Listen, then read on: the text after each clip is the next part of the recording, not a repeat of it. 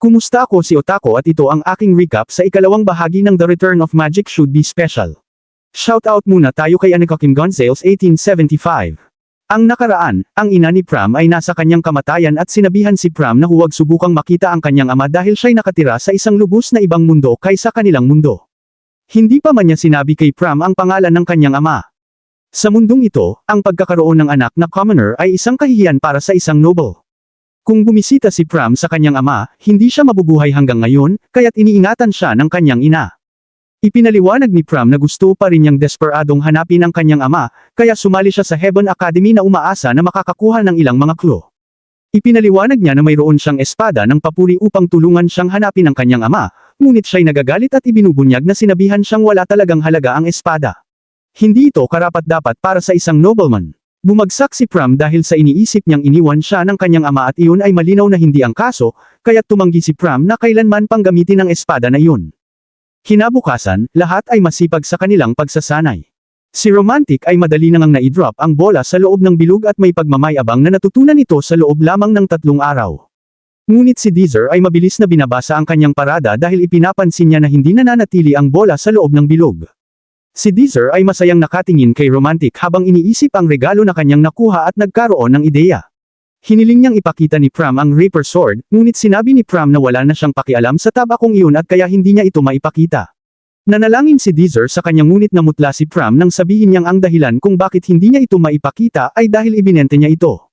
Pagkatapos nito, may mabilis tayong sulyap sa isang tindahan kung saan mayroong mga nakakatakot na hitsura na mga lalaki na may hawak na tebak ni Pram. Pagkatapos, sina Dee at Prem ay pumunta upang kunin ang kanyang tebak at nagulat si Dee na makita na ang lahat ay eksakto kung paano niya ito naaalala. Dumating sila sa mukhang pilyong eskanitang nagdadala sa pawn shop at maingat na naglakad papunta doon. Ang isang tanda sa harap ng tindahan ay nagpapaliwanag na walang refund para sa anumang dahilan at nagtataka si Deezer kung bakit sobrang obses ang mga ito sa pera. Sinabi ni Pram kay Deezer na ayaw na niyang hawakan pa ang tebak na iyon kailanman ngunit hiniling sa kanya ni Deezer na bigyan lang siya ng pagkakataon. Sa wakas, nakapasok sila sa tindahan kung saan sila ay sinalubong ng isang lalaking napakalaki, na nagpapaisip kay Deezer kung bakit sobrang bantay ito. Ipinaliwanag ni Deezer kay Woo Ken, ang may-ari ng tindahan, na narito sila upang bilhin ang Reaper na ibinenta ni Pram. Itinuro ni Woo Ken na wala silang refund policy ngunit sinabi ni Deezer sa mangmang na iyon ang dahilan kung bakit sinabi niya na bibilhin ito. Iniulit ng lalaki na wala talagang halaga ang Reaper bilang tebak ngunit ikinagulat ni Pram nang sabihin niya na alam niyang may mali dahil napakagaan nito. May ideya si Woo Ken kung ano ito talaga at ipinakita ni Deezer ang kanyang katalinuhan dahil alam na niyang tinatawag itong coven at nakakita na siya ng ganitong klase ng bagay nang ibinigay ng lalaking may suot na hikaw ang kanyang regalo sa kanyang kasintahan. Ito ay ginagamit ng mga nobility upang magbigay ng regalo sa taong kanilang iniibig tulad ng isang kahon. Sa kasamaang palad para sa lalaking iyon, hindi niya magawang buksan ito. Ikinagulat ni Woo Ken na ito ay magkakahalaga ng 40 silver ngunit galit si Pram dahil ito ibinente niya sa lalaki ng 3 silver lamang. Sa kahapon, sa itaas ng lahat, hindi pa nga sinabi sa kanya na ito ay isang coven, itinuro ng tamad na lalaki na ito na si Pram na appraise lang ito bilang isang tebak, kaya't ginawa niya ito at ito'y nagkakahalaga lamang ng 3 pilak bilang isang tebak. Ngunit ngayon, itong lalaki ay nagbebenta nito bilang isang coven at ang halaga nito ay ngayon ay 40 pilak. Iniisip ni Pram na itong lalaki ay isang maruming manggagancho ngunit nauunawaan ni Deezer na ito ay negosyo lamang at binabayad ang 40 pilak.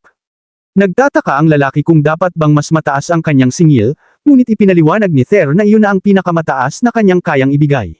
Sinabi ni Woo Ken kay Pram na sa simpleng pagtingin lamang ay walang silbi at hindi niya kayang buksan ito bilang isang hindi bihasang tao at hindi niya alam na siya'y nakikipag-usap sa bida. Nakikita natin na ginamit ni Deezer ang kanyang natatanging magic upang basahin ang ilang nakatagong pagsusulat. Binubuligan ni Deezer si Pram na kunin ang tebak at ipinakita na may isang galamit sa gitna ng hawakan. Sa pagpindot dito habang inaalis ang talam, lumalabas na may isa pang talam sa ilalim. Nagulat ang lahat sa silid dahil ang talam na ito ay hindi yari sa bakal o pilak, kundi sa banam. Mas matibay ito kaysa bakal at mas magaan kaysa sa balahibo ng ibon. Ito ay metal na ginagamit lamang sa pinakamataas na kalidad ng sandata at mas katiyakan si Ther na ito ang sandata na ginamit ni Pram sa hinaharap. Naghahanda sila para umalis ngunit may malaking behemoth na hamarang sa kanilang daan. Pinakiusapan ni Deezer ang lalaki na alisin ang malaking bundok ng kalamnan, ngunit ayaw gawin ito ni Woo Ken malibang iwanan nila ang tebak. Binabalikan siya ni Deezer sa kanilang kasunduan ngunit isang mapanlinlang na may-ari ng tindahan si Wook Ken at sinabi na kung talagang gawa sa Banem ang Taebak ay magbabago ang lahat. Itinuturo ni Deezer kung gaano ka-ipokrito ang lalaki, ngunit ito'y nagbanta sa kanila kung hindi nila iniwan ang Taebak. Tinatandaan siya ni Deezer na may kasunduan sila ngunit ayaw gawin ito ni Wook Ken, sinasabi na kung gawa sa Banem nga ang Taebak, mababago ang lahat. Itinuturo ni Deezer kung gaano kasama ang lalaki, ngunit ginagawa lamang itong dahilan ng higanti upang bantaan sila kung hindi nila iniwan ang Taebak. Tumanggi si Deezer at madali niyang iniwasan ang atake ng malaking lalaki. Iniutos ni Wook Ken na tapusin na ang kanilang buhay ngunit nagulat nang lumakad si Pram patungo sa harap. Bagamat ayaw ni Pram sa pakikipaglaban, malinaw na ang lalaki na ito ay may masamang intensyon kay Deezer, kaya't nagdesisyon siya na hindi magpigil. Nahihiya si Pram nang ipaalala sa kanya ni Deezer na sinabi niyang hindi na niya tataluhin ang Taebak, ngunit biro lamang ito ni Deezer at hinihimok siyang ipakita ang kanyang kakayahan. Tiwala si Deezer na ang Taebak ay perpekto para sa estilo ni Pram ngunit nababahala dahil ang mga atake ng higanti ay maaaring maging delikado kung makakatama. Wala pa ngang masyadong karanasan si Pram sa puntong ito kaya't hindi siya sigurado kung kaya niyang manalo, ngunit nagulat ang lahat sa silid nang magsimula ng umilo si Pram at napahanga ang kanyang kalaban sa determinasyon sa kanyang mga mata. Sinubukan itong atakihin ng lalaki ngunit agad itong binawi ni Pram at iniwas, na nagpapakita na mabilis si Pram. Ipinalabas pa ito ni Pram ng mas marami at halos hindi na siya makita ng lalaki.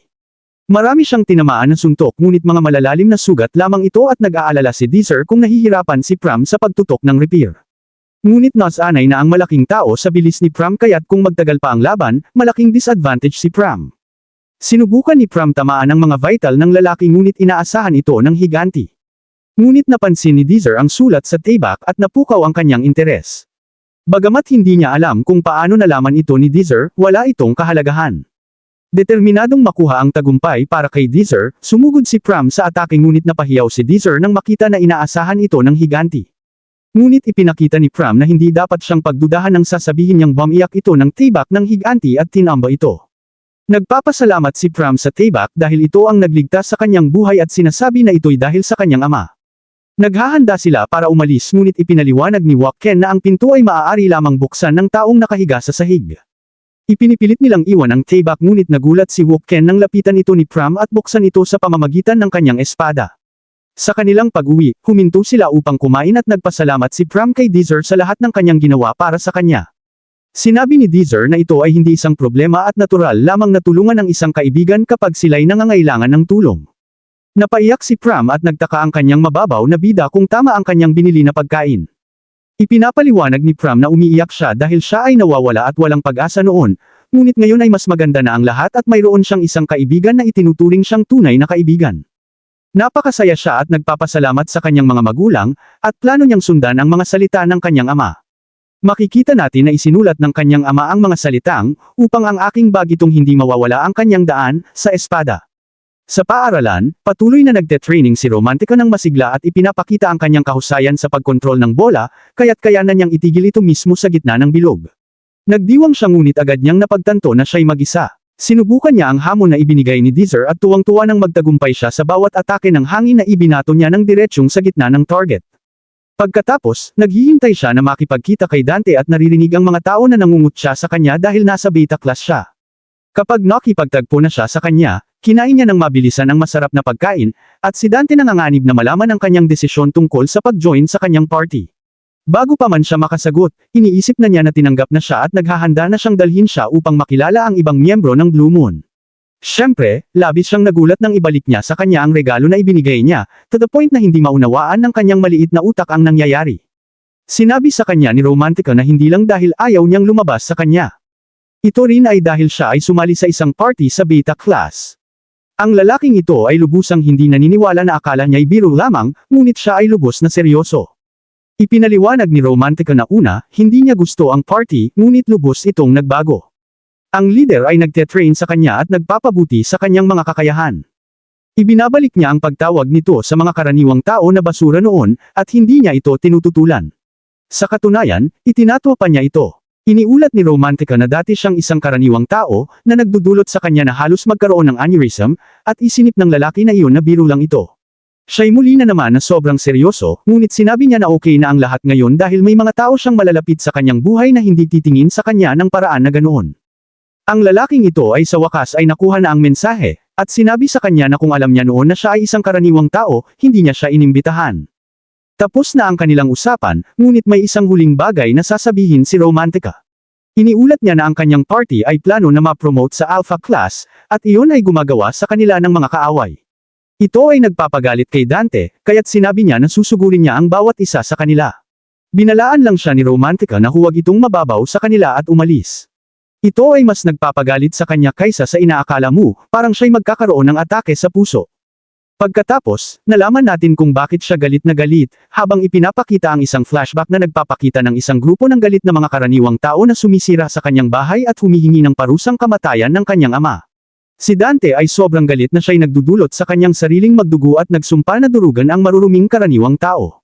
Salamat sa panunood ng aking recap. Mag-subscribe at i-ring ang notification para sa mga susunod na bahagi.